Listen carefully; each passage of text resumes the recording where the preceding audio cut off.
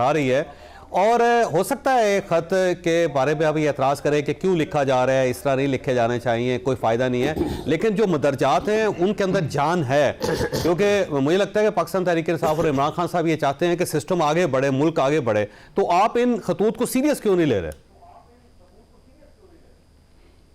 بسم اللہ الرحمن الرحیم۔ جاوید چودھری صاحب بہت بہت شکریہ۔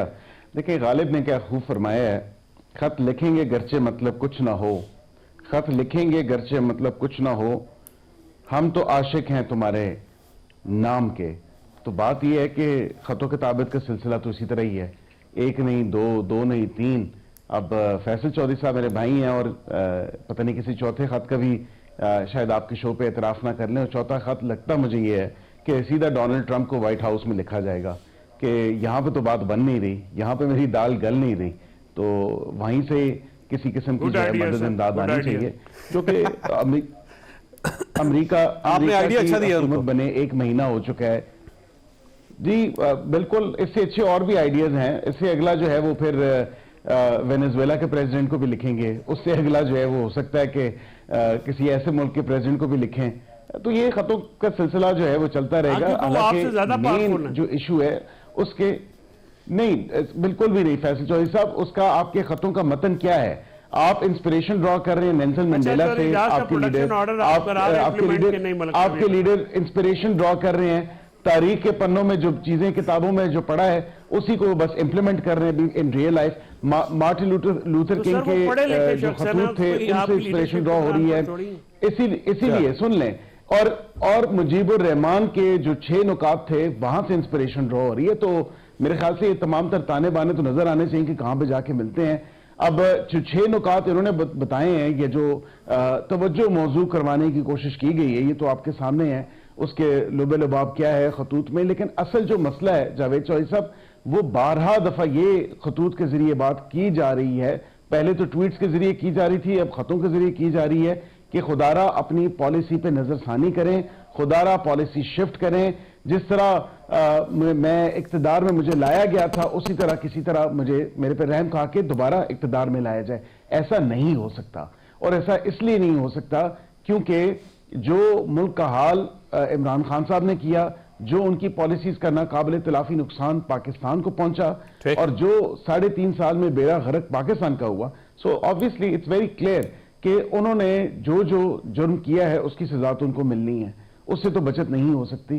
تو کسی قسم کا NRO، کسی قسم کی ڈیل یا کسی قسم کی ڈیل، اور میرے خیال سے جو شوق رہ گیا تھا، جو اطمینان ان کو چاہیے تھا، وہ آج کی غیر رسمی گفتگو کے بعد ان کے کلیجے میں ٹھنڈ پڑ گئی ہوگی۔ اس سے زیادہ میں اس پہ اور کوئی تبصرہ نہیں کرنا چاہتا۔ اچھا منیر صاحب، جب کسی خط کا جواب ہی نہیں آنا اور دوسری طرف سے یہ کہہ دیا جائے کہ جی ہمیں ایک تو پہ ملا نہیں ہے، اور اگر مل بھی گیا تو ہم نے پڑھنا نہیں ہے، اور بغیر پڑھے ہوئے ہم نے پرائم منسٹر کو بھجوا دینا ہے، تو ان خطوط بازی کا فائدہ کیا ہے؟ اچیو کیا کرنا چاہ رہے ہیں؟ چودھری صاحب بہت شکریہ۔ دیکھیے چودھری صاحب، میرے خیال میں تو عمران خان صاحب یہ جو پوری لڑائی ہے، اور میں اوور آل میں بات کرتا ہوں، دیکھیے یہ ساری لڑائی ہے دست شفقت کی، ٹھیک ہے، تو دست شفقت کی طلبگار ہے پوری پاکستان تحریک انصاف سمیت عمران خان صاحب کے، اور ہمارے ملک میں ایک روایت بھی رہی ہے نا کہ دست شفقت حاصل، یہ سودا تو بکتا رہا ہے نا، اور بکتا ہے، ظاہر بات ہے ہر دفعہ بکتا ہے، تو جس کو دست شفقت مل جاتا ہے اس کی بلے بلے ہو جاتی ہے، اور میں اور آپ خالی تجزیہ کرتے ہیں جی اس دفعہ کس طرح کا ملا ہے، ٹھیک ہے جی، جس کی پھینٹی اس کو پھینٹی لگتی ہے اس کو ہم دیکھتے ہیں یار اس کو پھینٹی کس طرح کی لگی ہے۔ تو اس وقت جو صورتحال ہے وہ یہ ہے کہ تمام جو تحریک انصاف کا پورا جو جناب عمران خان لکھ رہے ہیں، ایک خط کیا 4 خطوط لکھیں، مین مسئلہ یہ ہے جی کہ میں تو سیدھی سی بات کرتا ہوں کہ جی وہ کہ آپ ہمارے ساتھ دوبارہ راز و نیاز کے معاملات دوبارہ شروع کیجئے، اور آپ 2022 سے سٹارٹ کریں، مثالی تابعداری، 2021 سے سٹارٹ، مثالی تابعداری آپ کو اس کے جواب میں ملے گی۔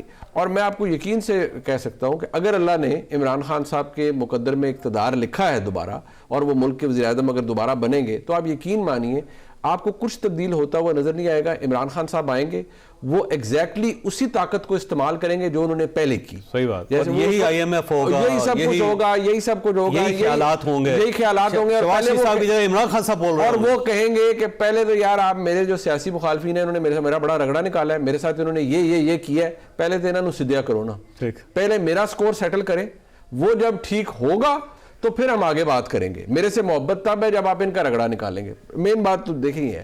باقی دیکھیں جتنی باتیں آپ کر لیں, عمران خان صاحب اپنی جگہ پر بیٹھ کر دیکھیں تو مجھے ان کی خطوط کے اندر کوئی بھی جتنی وہ باتیں لکھ رہے ہیں, اگر اصولی طور پر دیکھا جائے تو کیا آپ ان سے اعتراض کر سکتے ہیں؟ کیا میں اعتراض کر سکتا ہوں؟ بات تو ٹھیک ہے, تھیوریٹیکل باتیں جو ہیں وہ تمام باتیں درست ہیں, ان سے کون اعتراض کرے گا.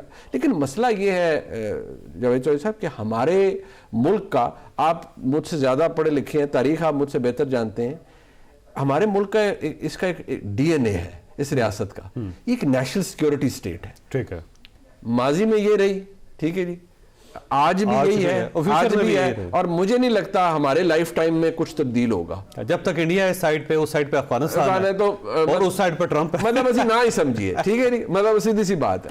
تو جب تک یہ معاملات ہیں اور جب تک سیاستدان, کوئی بھی سیاستدان, میں کسی کو پرٹیکولرائز نہیں کر رہا, کوئی بھی سیاستدان اس چیز کی طاق میں رہے گا نہیں کہ میں اسٹیبلشمنٹ کی مدد استعمال کرتے کہ اقتدار میں کیسے آؤں, یا اسٹیبلشمنٹ کی مدد حاصل کر کے دوسرے کو اقتدار سے کیسے پچھاڑوں, جب تک یہ ریٹ ریس رہے گی تو یقین مانیں ہم ایک وشیس سرکل کے اندر ہیں. Nothing is going to change.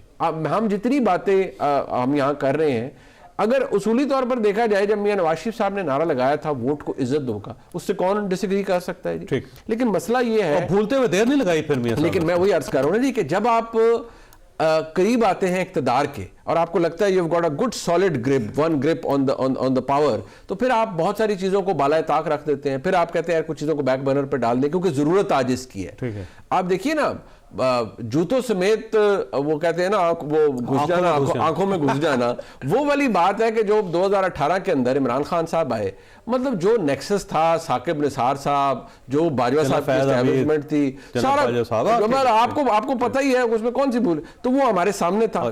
پھر اب یہ سلسلہ شروع ہوا ہے 2022 میں, اور سچی گال ہے, میں تو کھلی جھٹکی بات کرتا ہوں, میں نے تو نہیں نائی بھیجا تھا نا عمران خان صاحب کو کہ آپ پنگا لیں کہ یہ آرمی چیف کی اپوائنٹمنٹ سیبوٹاج کرنی ہے. جب آپ ایک ہائی رسک گیم کھیلتے ہیں تو پھر ٹھیک ہے, پھر رسک ہوتا ہے. پھر جب وہ بیک فائر کرتی ہے, گولی تو آ سکتی نہیں جی, پھر جب وہ بیک فائر کرتی ہے تو پھر کام خراب ہوتا ہے. 9 مئی چوہدری صاحب ہوا ہے 2023 9 مئی کے اندر. ٹھیک ہے, جب 2022 نومبر تھا, اس کے آخر میں آپ کو پتہ جنرل عاصم منیر صاحب کی اپوائنٹمنٹ ہوئی.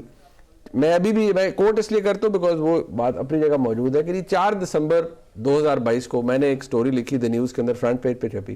میں نے کہا جو حالات ہیں, اگر جب یہ بن چکے ہیں, ایک 3 سٹار جنرل کا کورٹ مارشل آپ رول آؤٹ نہیں کر سکتے.